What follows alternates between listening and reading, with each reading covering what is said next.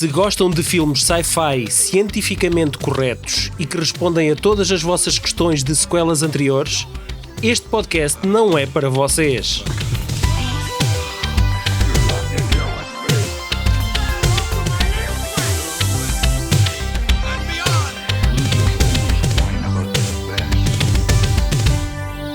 Três anos depois de criar Alien, um clássico absoluto de ficção científica e terror, Ridley Scott decide regressar às origens e realiza Prometheus, uma prequela muito diferente do que se esperaria e concebida para dividir a opinião dos fãs. O final é aberto, cheio de possibilidades, e a curiosidade do público em ver finalmente o monstro mais letal do universo, propositadamente retirado do título deste filme de 2012, deu luz verde a Alien Covenant, estreado 5 anos depois. De volta está uma trupe de seres humanos incautos num planeta desconhecido, pronta a ser dizimada da forma mais grotesca possível para gáudio de todos nós. Regressar a Alien é uma tradição anual do VHS que acontece sempre no Alien Day ou perto dele, e contamos sempre com um fã da saga como convidado. Peço por isso os vossos gritos histéricos, que não serão ouvidos no espaço, para receber João Magalhães do podcast Fornalha. Olá, João. Bem-vindo. Olá, pessoal. Ora viva, João. Muito obrigado pelo convite. Não estava à espera que nos convidassem e... Porquê? Como fã do Alien estava... Não porquê, opa, nunca tinha falado convosco antes, né? Mas nunca se sabe, às vezes isto acaba por fazer os crossovers e é muito bom Exatamente. ver estes podcasts de cinema a surgirem, nem a surgirem, mas acho que desde a pandemia que eu sentia que não havia ninguém a falar de cinema no nosso país e do nada apareceram uma data de vozes. Então andavas desatento, porque nós já andamos a fazer isto há algum tempo. Talvez seja essa a verdade, Claro que cresci a ouvir o Mário Augusto, é a minha maior referência do cinema em Portugal a nível de crítica. A nossa geração tem o Vasco Granja, portanto. Nossa. Já é aí que nós traçamos a gap geracional. Atenção que eu vim para o estrangeiro com 17 anos e perdi se calhar algumas dessas coisas, mas... Onde é que tu estás? Eu estou em Reading, que fica meia hora de Londres. Aliás, os filmes do Alien, alguns até foram filmados aqui perto, penso. Em Pinewood. Rodeiam-se aqui uma data de estúdios de cinema, eu faço cinema. Sim, os interiores do primeiro e do segundo foram em Pinewood. Pronto, exatamente. E do Prometheus também, os estúdios também foi lá. Desde que nós vamos falar hoje, já foi na Nova Zelândia. Optaram a ir filmá-lo para a Nova Zelândia, não sei bem porquê. Talvez porque é um filme que usa bastante as paisagens do... Segundo aquilo que eu percebo, a Nova Zelândia é um local em que é mais barato gravar do que em vários outros sítios. Tem a ver com os impostos, uma coisa do género. Olha, João, tens que nos falar um bocadinho no teu podcast. Eu sei que vocês são bastante ativos, e que têm uma página de Instagram. Quem são os Fornalha? Muito ativa, e vocês fartam-se de falar de coisas engraçadas, mas quantos anos é que vocês têm? Como é que começaram isso tudo? Nós começamos há 5 anos atrás. Na altura éramos um podcast que só fazia áudio. Nós estávamos na pandemia e eu estava a estudar cinema, vim para cá para estudar cinema no Reino Unido. E senti que, como nós ficámos fechados em casa, este curso que era muito prático acabava por estar um bocadinho limitado e eu precisava de uma plataforma para me expressar um bocado. Eu costumava escrever crítica de cinema para um site aí em Portugal que se chama Cinema Planet e escrevi durante 3 anos crítica de cinema para lá. Mas é Cinema Planet ou é Cinema Planet? É que eu nunca... Olha, lá dentro do bem. Cinema Planet ou Cinema Planet, ninguém te sabe responder a essa pergunta. Eu acho que é tipo um trocadilho que o Eduardo, se me recorda, gostava de brincar com isso. E pronto, a partir daí eu falei com o António, já conhecia o António. Eu conheci o António online. E só ano passado é que nos conhecemos pessoalmente. Nós já somos amigos já há 10 anos, mas somos amigos de internet. Então esse encontro do Tinder demorou. É verdade. Mas fomos logo jantar a vários sítios, não sei o quê, portanto foi valeu pelo menos jantar química, antes. Houve química. Exatamente. Mas não, correu bem e falamos sempre sobre cinema e sobre séries. Às vezes falamos sobre música e comida, porque são outros temas que nós gostamos. Mas convém meteres aí uma vírgula no meio dessa frase. Qual? Sim. Porque dizer mas não correu bem mas não, espaço, correu bem. É verdade. A minha mãe há de concordar contigo, que a minha mãe é professora de português, portanto está-me sempre a corrigir. E dá-te na cabeça, ok, faz ela bem. É verdade, é verdade. Tenho de perguntar, há algum Alien no teu top 10 de cinema de sempre, por exemplo? O primeiro. Não sei se é no meu top 10, mas é um dos meus filmes preferidos. Eu tive a oportunidade de ver o filme no cinema cá. Não pela primeira vez, infelizmente. Vi em casa pela primeira vez. Que idade é que tu tens mesmo? Eu tenho 24 anos. Vi o filme no cinema com 18 ou 19, já não me lembro. E vi pela primeira vez em casa com a minha mãe, acho eu. Tinha para aí 14 anos quando vi o filme. Opa, isso é uma mãe muito fixe, digo. Sabes que todos do Alien, yeah. A primeira vez que vi os Aliens foi porque a minha mãe gravou uma daquelas... Eu julgo que foi... Já devo ter falado nisto num podcast anterior. A RTP fez uma maratona, passou os 3 filmes Alien, pai, na mesma semana ou uma coisa assim. E a minha mãe, não sei que horas é que dava, mas a minha mãe gravou aquilo. E as cassetes dos filmes estavam lá e eu desconhecia aquilo e foi um bocado por causa dela, assim, que eu decidi ver também e fiquei apaixonado também. Só malta com... A minha mãe também é fixe, mas não dessa terror, forma. Né? Os meus pais sempre gostaram muito de cinema. É verdade. Os meus também, eu por acaso acho que tive agora com o streaming, acho que isso torna um bocado complicado, mas quando eu era mais novo, a SIC, a TVI e a RTP passavam filmes com muita frequência. E eu sentia isso, às vezes no fim de semana chegava à casa de uma atividade qualquer e estava a dar um filme qualquer na televisão, sem ser nos canais a cabo.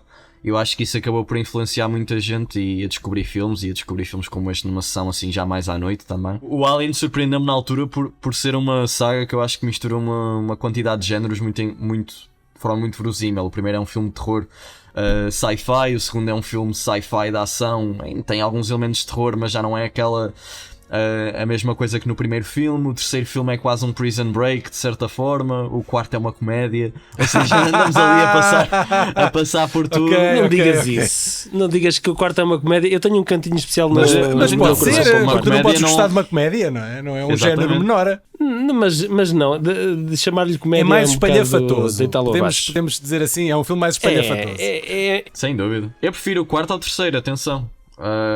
É uma opinião. Eu durante muitos anos também preferi o quarto ao terceiro, mas hoje confesso que o assembly cut do terceiro fez-me aqui equilibrar um bocadinho mais a balança. Eu nunca senti isso em relação ao assembly cut. O assembly cut é uma curiosidade cinéfila, mas não passa disso. Não. Torna mais compreensível a história o desenrolar da história do terceiro. Bem. O Alien 3 tem um dos planos cinematográficos do Alien mais reconhecíveis, na minha opinião, que é aquele plano em que tu tens a Ripley encostada à parede com o Alien ali todo babado quase a chegar para ela. É uma das imagens mais fortes da saga toda e, no entanto, aparece ali no Alien 3, que é o filme controverso que é, na verdade. Sim, é verdade. Sim, mas agora estamos aqui para falar então do Alien Covenant de 2017, com o senhor que deu vida a todo este universo, não é? Ridley Scott. E ele, após o Prometheus, continua a história com uma tripulação de uma nave de colonização que se dirige para um planeta distante com a capacidade de albergar vida. Só que essa nave é desviada da sua rota após captar um sinal. Isto, Ring Any Bell, aqui capta um sinal que a leva até um outro planeta mais prometedor. Contudo, esse sinal era apenas um engodo para os atrair até lá. E este paraíso perdido rapidamente se transforma num inferno de Dante.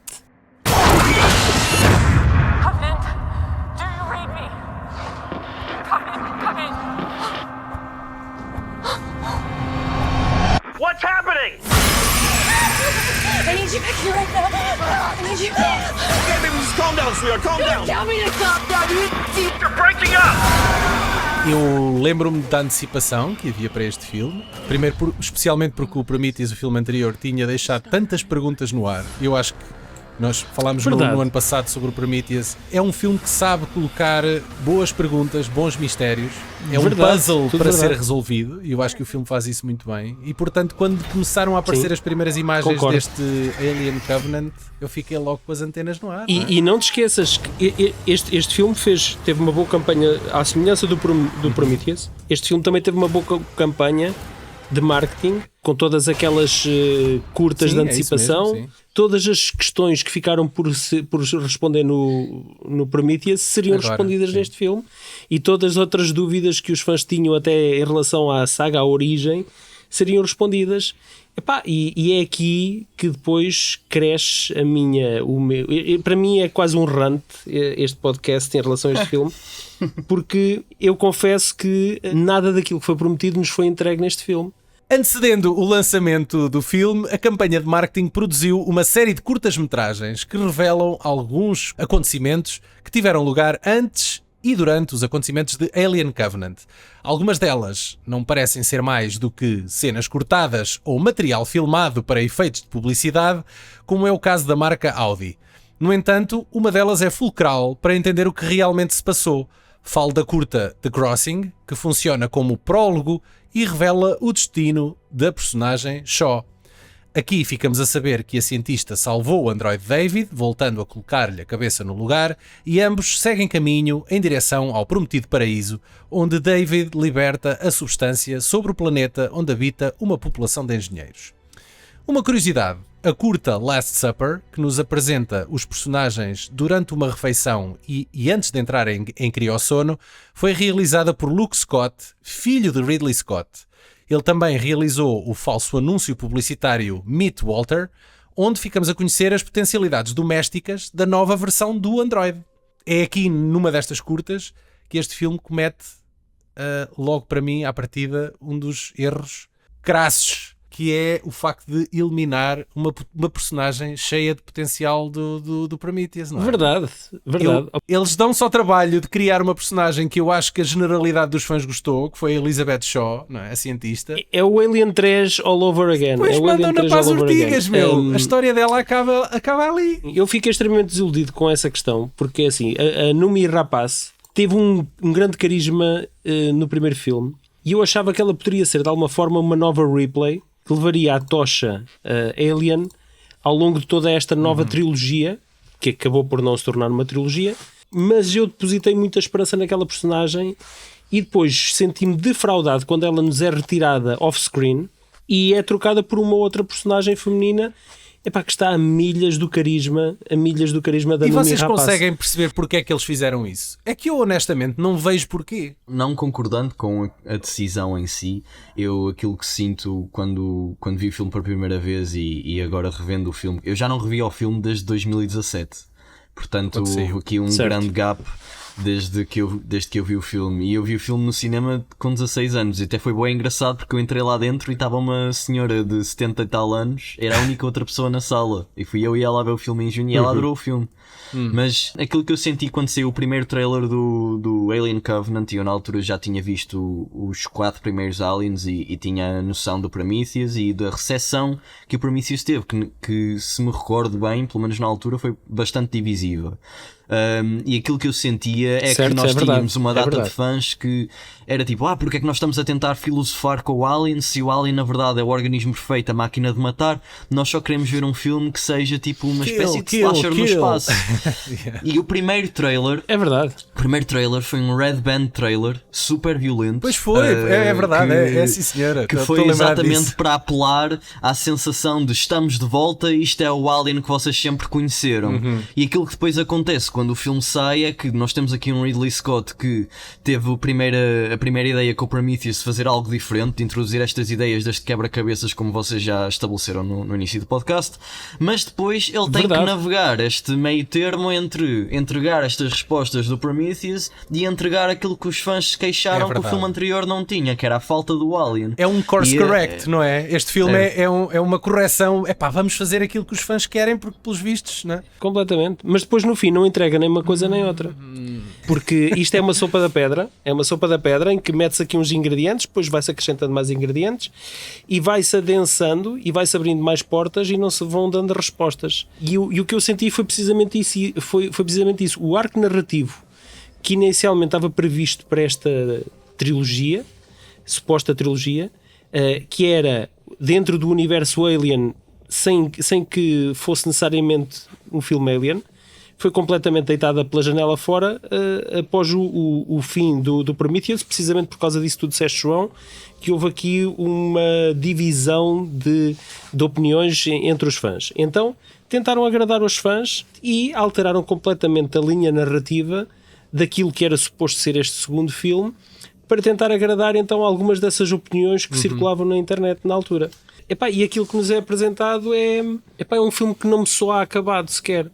Mesmo é um filme na que me própria soa... forma de gravar o filme, nós temos ali planos, quando aquela cena de abertura do filme é super contida, ele grava aquilo em planos abertos e deixa as personagens desenrolar a história. O prólogo é muito fixe, eu gosto, é uma boa entrada para o filme. É verdade, eu concordo. Mas quando passa para a ação do Alien, a câmera é toda tremida e ele vai ali com a câmera na mão, parece que um estilo não complementa ao outro, sabes? Porque parece o Prometheus era um filme mais esteticamente polido, era assim um filme muito limpinho, com planos estáticos, como tu estás a dizer, e este já vai mais pela estética de filme de terror. Eu não tenho assim essa opinião tão negativa em relação ao filme. Eu lembro-me de ter ficado satisfeito com o filme, porque acho que é um filme de ficção científica e terror muito bem feito. É numa altura em que a ficção científica estava assim um bocadinho na moda baixo, eu diria. Naquela altura não saíam assim muitos filmes de ficção. Quando eu digo ficção científica, não é Star Wars, é estes filmes que são mais próximos da realidade que nós conhecemos. De repente temos ali Ridley Scott a fazer aquilo que faz tão bem, que são filmes onde todos os departamentos técnicos estão... Calma, e tu sabes muito bem que eu aprecio bastante também a parte técnica, a questão técnica, mas este filme é apenas isso. O Ridley Scott é incapaz de fazer um filme tecnicamente feio, ou visualmente feio. É verdade.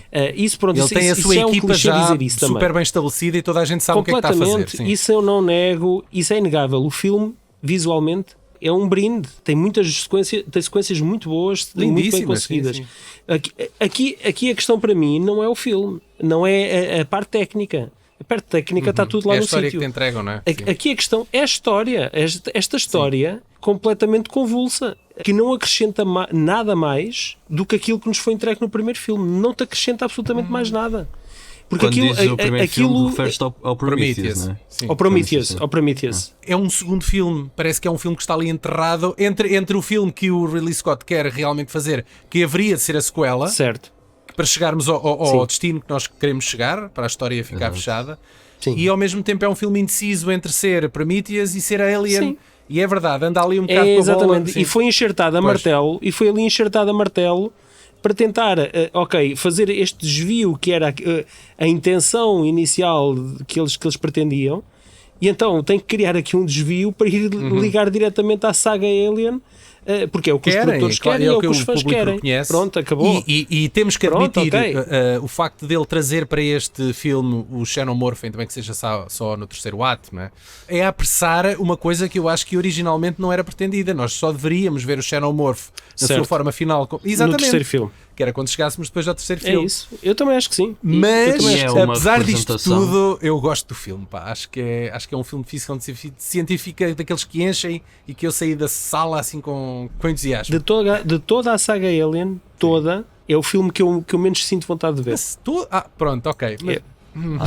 Eu não Estás sei. a incluir os AVPs? Não, calma, o AVP2 é indefensável, Paulo, desculpa lá. Não, mas o Paulo é uma pessoa especial.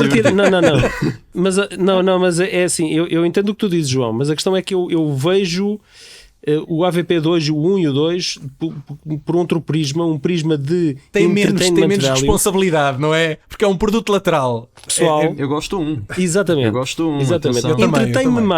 Entretém-me mais os AVPs do que me entretém o Covenant. Olha, a minha concepção entre agora dizias que este é o filme que menos te dá vontade de ver. Ano passado saiu o Alien Romulus, ok?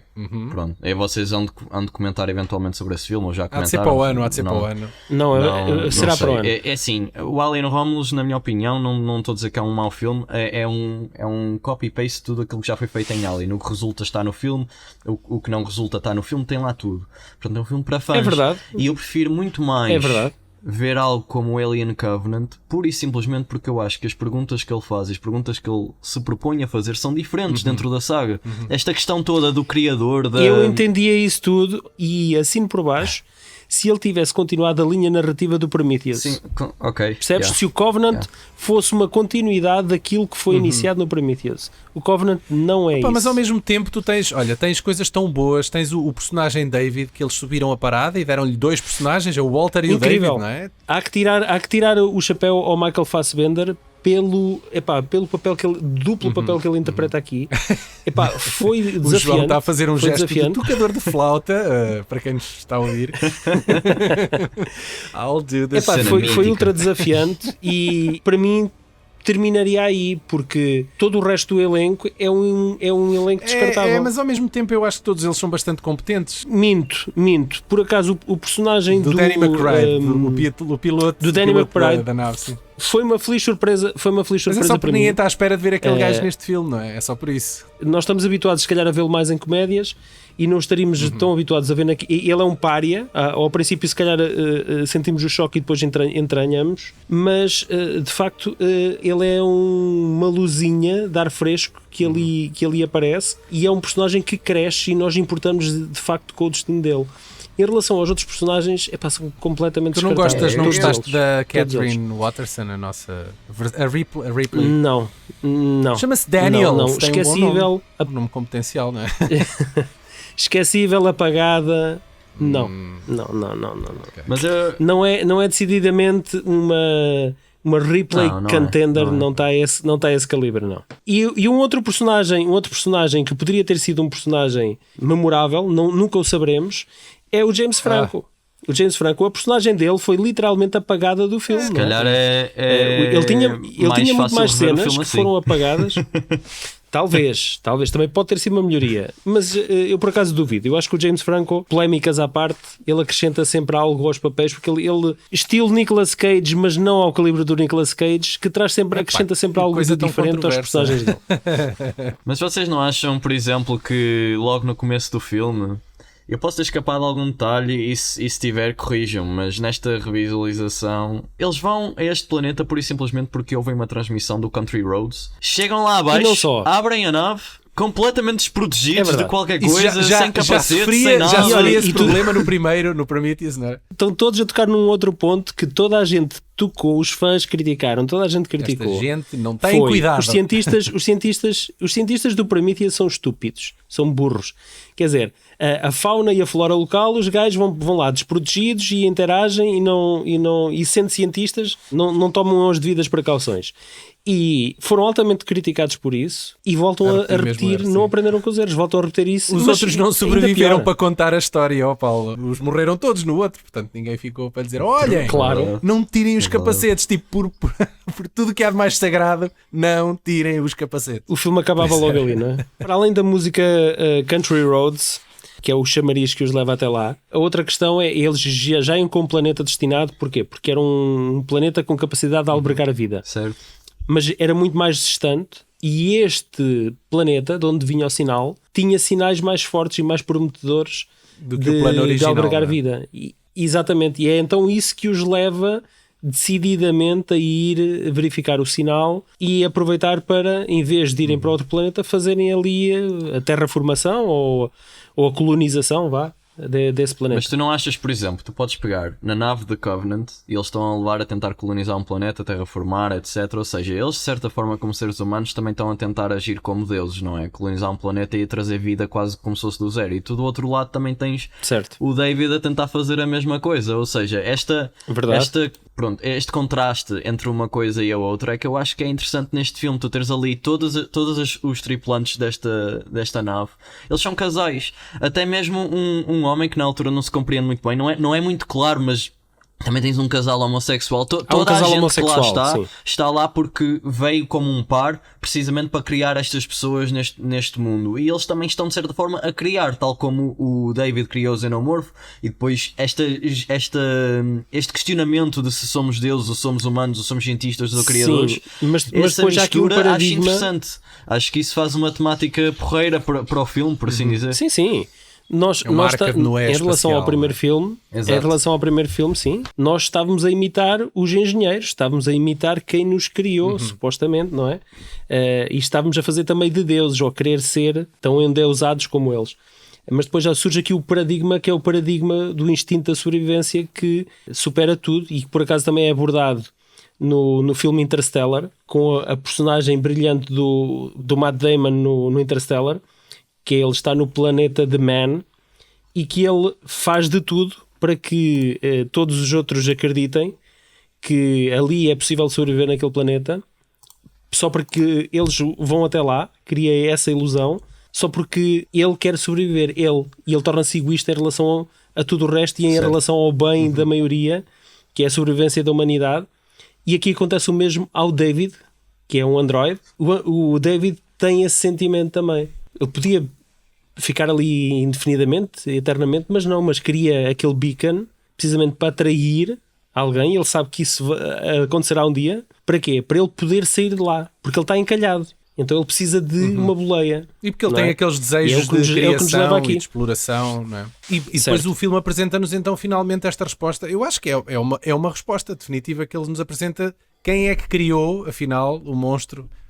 E quem criou foi o David. E foi a Elizabeth Shaw. Foi ele e a Elizabeth Shaw. A Elizabeth Shaw, para todos os efeitos, é a mãe do monstro. Mas é uma mãe involuntária, não é? Mas uma mãe involuntária. É certo. E o David é o pai, não é? O David é o pai voluntário. Mas agrada-me esta ideia de ser um androide, uma das primeiras versões inteligentes de um androide, a criar o Alien. Eu gosto dessa resposta. Eu acho que há aqui um grande problema. Acho que há aqui um grande problema. É isso. Que é...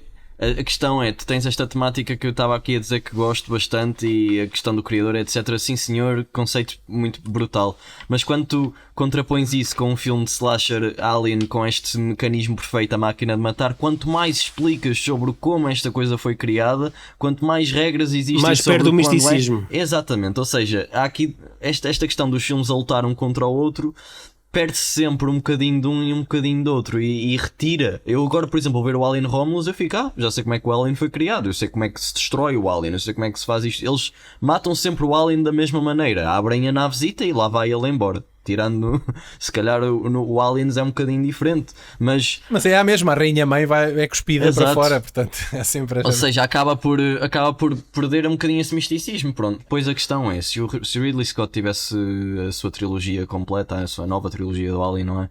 E de facto o Alien tivesse nascido no final da trilogia, como vocês disseram, aí até lhe dava algum valor de, ok, sim senhor, explicaste, agora revendo já sei as regras, mas não retira aquilo que nós vemos antes. Mas aquilo que nós temos agora são sequelas que não têm nada a ver com aquilo que está antes. Temos um Alien Earth que se passa 16 anos, acho eu, depois do Alien Covenant, que pode se calhar pegar aqui em algumas coisas deste filme. Sim, mas a linha temporal já está a começar a ficar um pouco confusa, à semelhança dos Star Wars, crossovers Star Wars, e já está a começar a ficar um bocadinho confuso. Sim, é verdade. Porque já não há tempo suficiente para haver aqui tantas entrequelas. Essa palavra foi o Paulo que inventou. Não sei se ele costuma usá-la de vez em quando. Pronto, eu vou patenteá-la, não há problema. Mas é assim, tal como o Daniel disse, eu acho que houve aqui uma tentativa de fazer uma pescadinha de rabo na boca. A criação da criatura perfeita, afinal foram os humanos que a criaram. Aquilo que era um alienígena, nós fomos os causadores, e nós andamos incessantemente, a Weyland Yutani anda incessantemente à procura da criatura para torná-la usável na criação de armas bélicas. É uma cena que nunca fez grande sentido, mas ok. Não, faz algum fazer sentido. Que é um exército de aliens, tipo o outro que queria também um exército de Velociraptors no Jurassic World, para fins militares. Isso é bué da o que seja, é uma razão tão válida como outra qualquer. Pronto, é uma razão, existe. Contudo, a forma como nos é entregue usurpa tudo aquilo que já foi construído e alicerçado nos primeiros filmes. O Prometheus tinha lançado uma pedra na direção certa, porque o Space Jockey era de facto uma coisa, e é todo o filme, tudo isto que nós estamos agora a discutir é alicerçado apenas num objeto de cenário, não é? Completamente. Num elemento de um cenário. E eu acho que eles no primeiro filme conseguiram cozinhar isso muito bem, gerar essa dúvida e curiosidade. E depois infelizmente não conseguiram segurar rédeas, e faz um full circle. Só que não faz sentido. Eu queria dizer uma cena.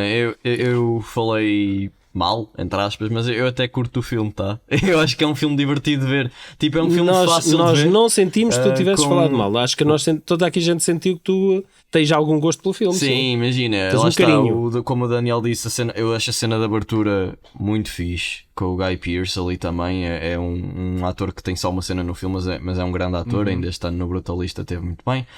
Apesar de eu achar que este contraste de cinema de terror não fica bem com o filme em geral, eu sou muito fã desse estilo.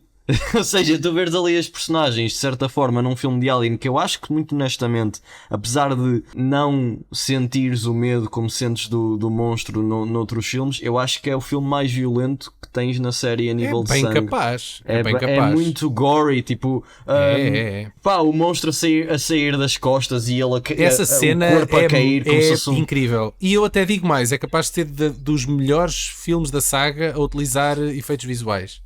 Nós temos um Alien, um xenomorfo completo, CGI, quando eles fogem, há toda aquela perseguição, e o monstro está brutal, está incrível, está animalesco, Sim, está sim. violento. Isso é verdade, isso é verdade. E aquela cena final com... Epá, não sei bem o que é aquilo, mas parece assim uns cholicos no ar enquanto eles abrem a porta. Essa cena visualmente Sim, eu acho está muito incrível, bonita, acho que é muito está muito bonita. bonita. No cinema foi muito fixe de ver. E por acaso. aquele, o nascimento do primeiro xenomorfo, que nasce já assim completo e pequenino, né? Acho que a cena está feita com alguma sensibilidade. Acho que a música... Pá, eu acho. Eu não Acho- sei, parecia uma Mas marioneta. olha que acho que aquilo é CGI, na verdade. Pô, eu não digo o contrário, mas parece Pareceu-te. a forma como Ok. está animado. Mas acho que pareceu. eles optaram por uma banda sonora, por utilizar uma música que contrasta com aquela violência toda, e acho que funciona muito bem. Yeah. Acho que eles chamam neomorfo, não é? Aquele alien que ainda Sim, não é o sim. xenomorfo que nós conhecemos, tem aquele ar mais liso. Acho que é uma criatura também bastante sinistra. Não é semelhante à do Romulus. São muito parecidos, eu Estás acho. a falar de Eles qual? são completamente brancos. Eu não sei se estamos a falar do mesmo, mas aquela cena em que tu tens o alien que mata a miúda que está tipo a tomar banho e corta-lhe a cabeça com a boca. Ele levanta-se e depois fica em frente ao David e ele nem quer que ele o matem, né? E eu acho essa cena bastante sensível, porque tu sentes o lado animalesco, mas também de certa forma um lado daquele monstro a tentar ter alguma empatia com o criador dele. Eu acho essa cena bastante bonita até, apesar de ser uma situação Sim, completamente sim, horrorosa. Isso é tem- quase Frankenstein. A nível de cenas mais marcantes, eu acho que a sequência final é uma sequência bastante bem conseguida. Quando o xenomorfo se revela e está lá em cima da nave e toda aquela sequência, acho que é uma sequência muito bem conseguida.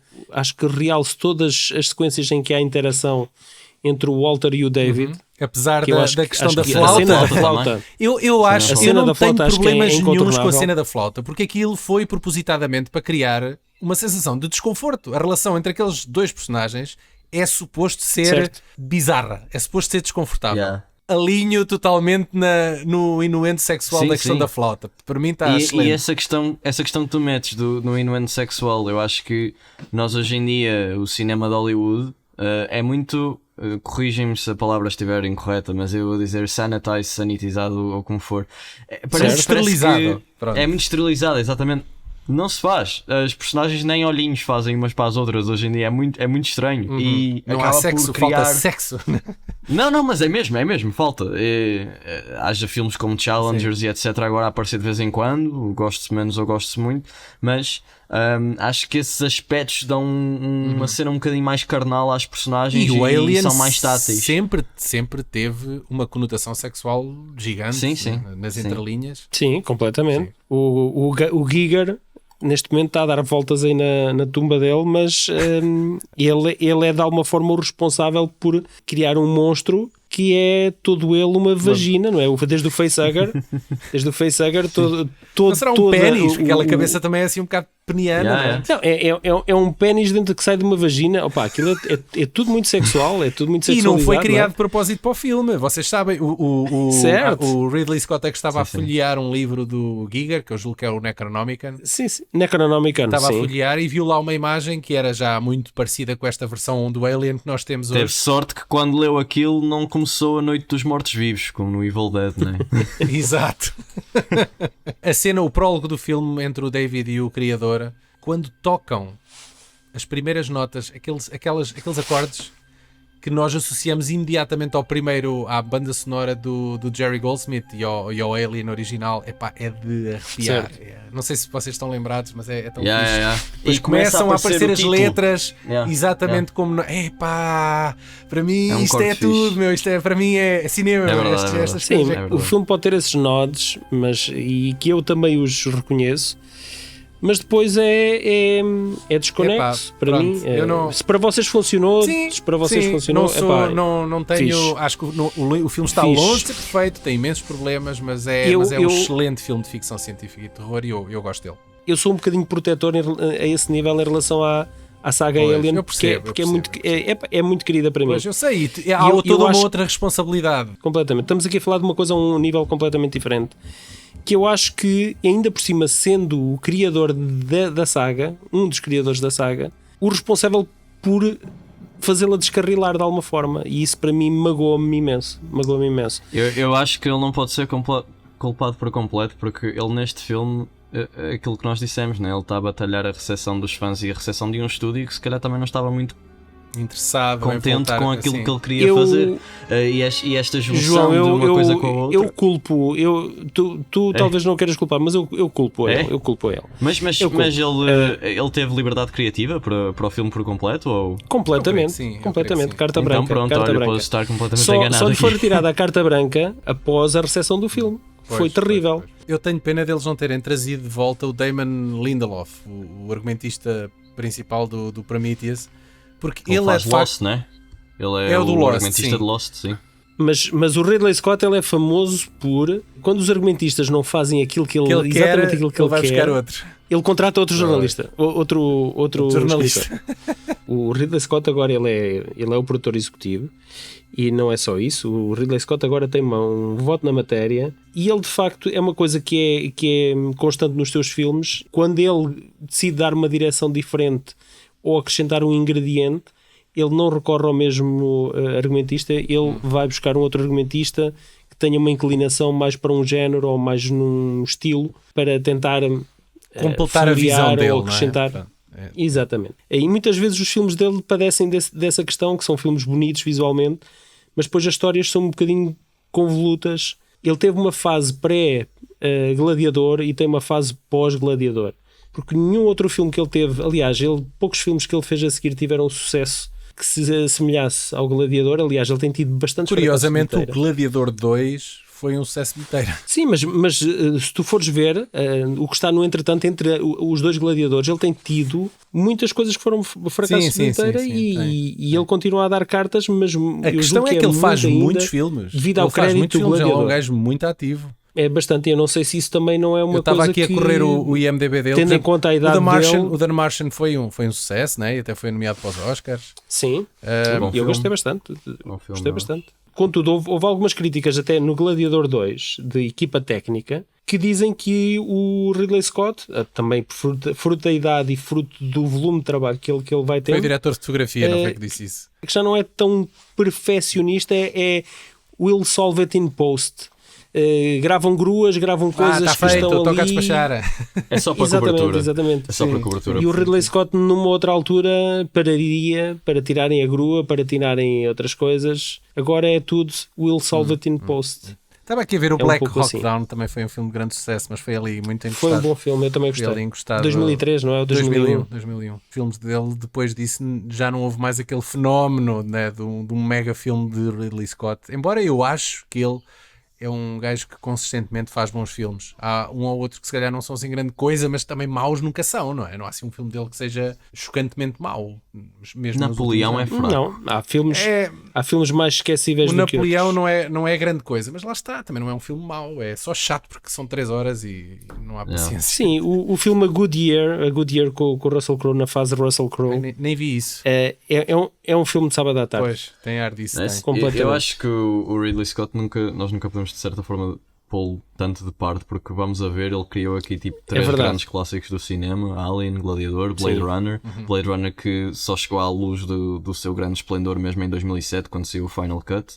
E ele foi sempre um realizador que andou um bocadinho nesta coisa. Olha, a semelhança de recentemente o Zack Snyder, que é sempre aquele gajo que diz assim: olha, eu fiz este filme, mas não se preocupem, porque eu tenho este corte de 4 horas, este corte é que é o filme à séria. E ele no Napoleão é a mesma treta. Ele diz assim: eu já fiz o Napoleão com 4 ou 5, 6 horas de filme, eventualmente há de sair, e saiu uma versão com mais meia hora na Apple TV. Mas isso é exceção, porque foi assim, um filme malta, direto para o streaming e há essa facilidade. True, Pá, mas essa repara, estratégia, eu acho que isso é uma estratégia de marketing atual. Tu contas um filme em que foi feito um investimento de centenas de milhões, tu tens que o rentabilizar ao máximo, porque é um risco muito grande.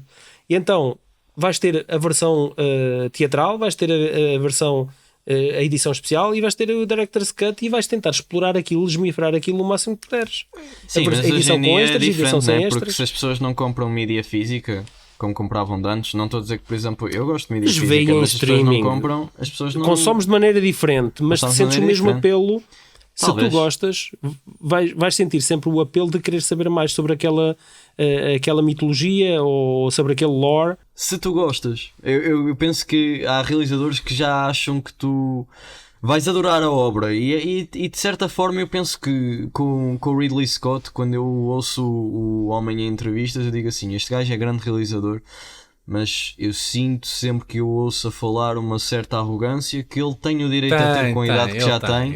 Ele é bastante. Mas O Jeremy é um Irons diz que ele. deixa-me assim A um idade, bocado ele tem difícil de ouvir. suavizado com a idade. Há uma entrevista daquelas agora recentes, acho que foi na altura de Napoleão, uma daquelas junkets, em que os tipos dizem olha, o Christopher Nolan, agora há pouco tempo, disse que o senhor Exatamente. Ridley Scott é o realizador preferido dele, e ele venera e não sei o quê. E ele, isso até, sim, não, mas isso até fica faz emocionado. cair uma E eles, lágrima. a sério? Sim. E ele, não. não. Ele é um arrogantezito do caralho. Lá está, às vezes mete piada, às vezes mete Sim, piada, e mas às vezes ele- mas Ele é uma um espécie prazer, mas- ele é uma espécie, o Ridley Scott é uma espécie de Donald Trump do cinema. Mas, epá, Imagina, eu acho que é uma boa alma mal disposta. é isso. É uma boa isso. alma mal disposta. É exatamente isso. Eu tenho esse feeling que o gajo, no fundo, até é um gajo porreiro, tem só aquela atitude de rabugente que é tipo o Harrison Ford, não é? Exatamente. É uma boa. E trabalharam juntos, olha, que engraçado. Em qual? Ah, no Blade Blade Runner, Runner. Blade No Runner. Blade Runner. Blade Runner. E pelo menos um deles não gostou de trabalhar com o outro. É por isso que o Harrison Ford, naquela narração inicial, está tipo. Ai, não sei o que, porque o obrigaram a E o voltar ao Ridley Scott, estúdio. não, o Ridley Scott nem sequer esteve envolvido nessa parte. Não vou Isso tocar aí já é nesses outra história. assuntos Já sagrados. é outra história. Nunca vi a versão narrada, mas existe. Sim. Eu vou-te dizer uma coisa que para ti vai ser um sacrilégio e para muita gente também o seria, mas o Daniel vai cortar esta parte. Vou. Ok. É a minha versão favorita do Blade Runner, e eu já vi 3 versões do Blade Runner. Mais que uma vez. acredito. Várias Pois, vezes. exato. Não é o Final Cut? Não é Não? o Final Cut. Só vi o Final Cut. Foi tipo, que versão é que vale a ok. pena ver? E Ok. eu vi o filme, foi um sabes- filme que eu, antes de ir para a faculdade de cinema, disse assim: eu tenho que ver o filme, porque senão vão gozar comigo. É verdade. E acho que faz todo sentido. E eu vi o filme questão e foi é- essa a versão que eu vi. Existe um making of do Charles de Lauserica. São para aí 5 horas. E eu já vi esse documentário mais que uma vez. Dangerous Days. Making Blade Runner. Dangerous Days. É isso. É exatamente. O filme faturou 240 milhões de dólares em todo o mundo, um valor muito abaixo do só que isso. a Fox esperava, não só porque Prometheus fez quase o dobro, mas também porque Covenant entregava finalmente aquilo que o público esperava, ou seja, um xenomorfo. Os planos de Ridley Scott em fazer não mais um, ou até quem sabe mais 2 sequelas, começavam por isso a esmorecer. Isso não impediu, no entanto, o projeto de ser notícia nos anos que se seguiram, alimentando até hoje a esperança de um dia vermos concluída a saga prequela que ficou em aberto. É verdade. É uma, verdade. é Ficou uma em aberto mágoa, e com não um é? sabor É uma mágoa que nós... e com um sabor amargo na boca. A forma como o filme acaba com um gancho que dá indício para que haja uma continuação da história. Porquê? Sim. Porque o público percebe-se que o David assume a identidade do Walter. Que é uma reviravolta que epá, toda a gente acho que não apanhou ninguém Estava à espera, não é? desprevenido, sim. Toda a gente, eu acho que toda a gente estava à espera disso.